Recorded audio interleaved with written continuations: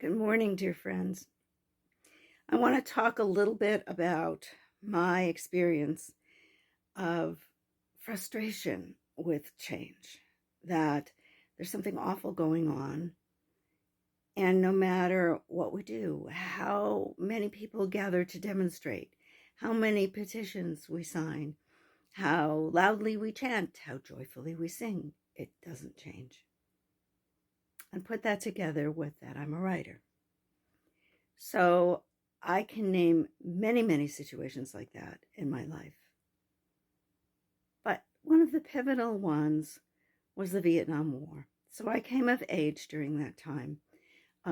First the civil rights movement, and then the war resistance. And the war just went on. And it was one atrocity after another. And that's not even looking at the shattered minds and bodies of the people who came home and the grief of the families of those who didn't. And it seemed that nothing I did made a difference. I mean, I was in that huge march in San Francisco. It seemed the world had to listen to us. They didn't. And I remembered that as I started my professional writing career.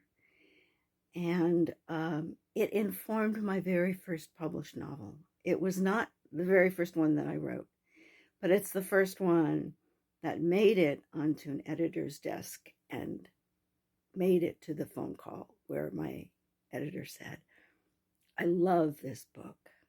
And there was a pause, and I said, "Does that mean you want to buy it?" She said, "Yes, I do. It's wonderful." And that book, I don't know if this is reversed or not. That book was JAYDIUM.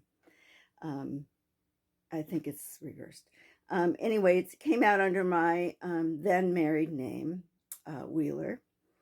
And in 1993, there's a long story there too. But the setup is that somebody who shared that feeling of the war is far away and I can't change it, gets caught up in, because it's science fiction, a parallel universe time portal where she and 3 other people that get swept up there have a chance to stop catastrophic interstellar war. It was like my turning point of, it may seem dark, endless dark. It may seem like we can't change this. But in the end, the war ended. In my book, she made a difference.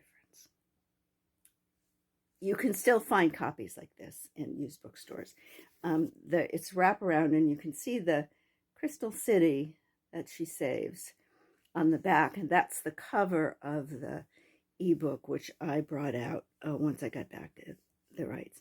And if you've read the book, or if you're willing to take a look at it, I would love to hear what you think about my character's journey. And I have to say something about the cover, and then I'll shut up, which is that when the book was in production and I hadn't seen the cover painting yet, I realized that my heroine, she's just come through one of these portals and her clothes didn't make it with her. She's woken up and she's being approached by a 10-foot silver slug.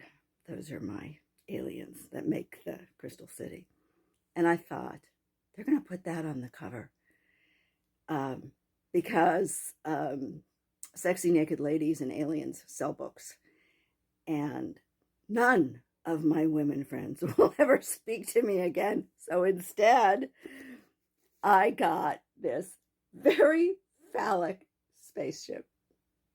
That's my story about that. Anyway, my first published novel, JAYDIUM, still available, used bookstores and wherever you get ebooks. So there's hope, even for us. Stay strong. Keep your sense of humor. Be well.